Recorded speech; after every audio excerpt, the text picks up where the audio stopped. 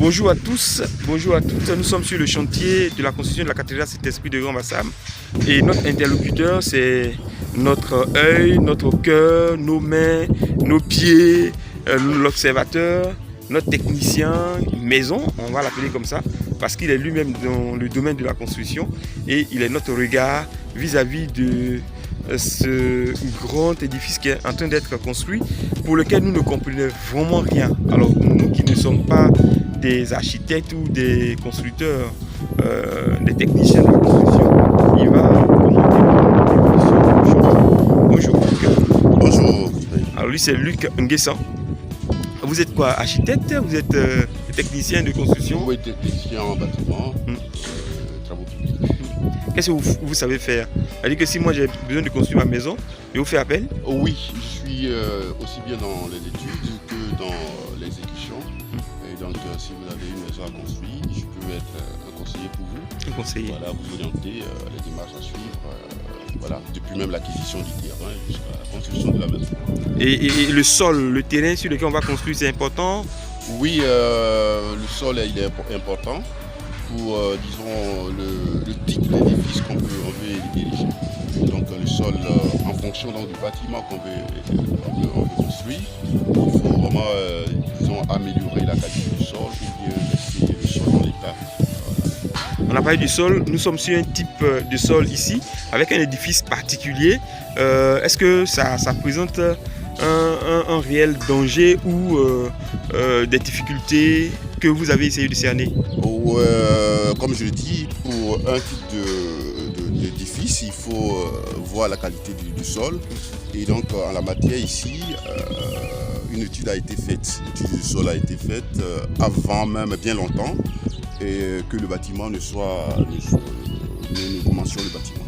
Donc, une étude a été faite, les différentes normes ont été suivies, et donc le sol il est bon, et en fonction de ce sol là, nous avons pris des dispositions pour la fondation du bâtiment. Voilà.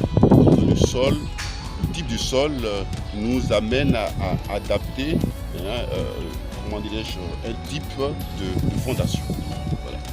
Donc, le sol il n'est pas en lui-même un problème, mais c'est quand on ne respecte pas les normes, en ce moment-là, nous avons des problèmes.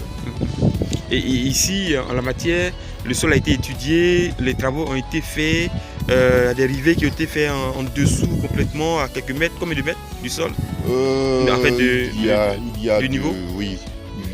Pour les poteaux, comme nous allons voir tout à l'heure, que nous appelons communément les piliers, des profondeurs importantes ont été vraiment faites, parce qu'il fallait trouver, disons, il fallait faire une assise bien importante, c'est-à-dire des semelles isolées en profondeur, jusqu'à même plus de 2 mètres, certains, voilà. Et le radier même ici, la semelle filante du bâtiment, nous sommes à pratiquement 1,5 mètre de profondeur. Vous voyez, 1,5 mètre, 2 mètres. Donc, on a tenu compte du type de sol que nous avons ici pour pouvoir asseoir le bâtiment. D'accord. Et aujourd'hui, nous sommes à partir du niveau 0. Oui. On a commencé à monter le bâtiment. C'est ça. Nous sommes, disons, à partir du niveau 0. Le niveau 0, c'est, disons, nous-mêmes qui le définissons.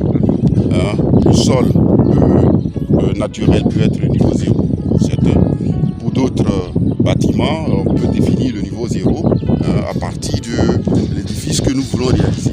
Parce que nous voulons soit avoir des marches pour accéder à l'intérieur du bâtiment, ou si nous voulons vraiment être au niveau plat. Donc nous définissons le niveau 0 nous-mêmes en fonction du bâtiment que nous voulons bâtir. Alors l'état des lieux, où est-ce que nous sommes actuellement? Nous sommes à quel niveau? Nous voulons dire aux diocésains que depuis donc, le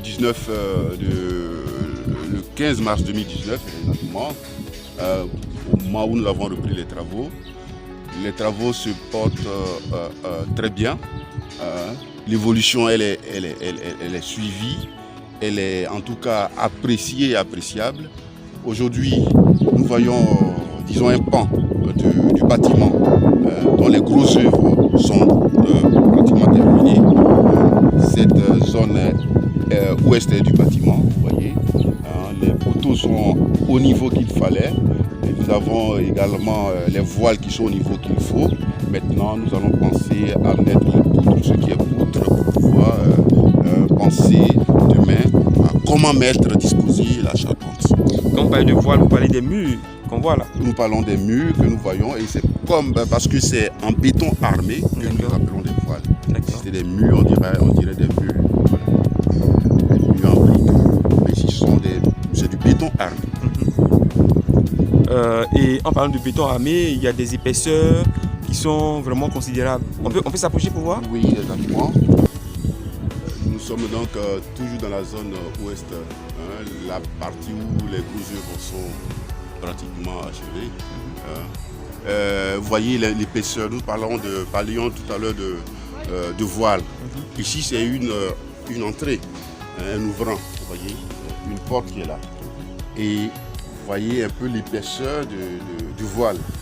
C'est une épaisseur autour de 30 cm. Vous voyez.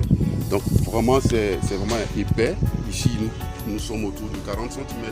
Vous voyez.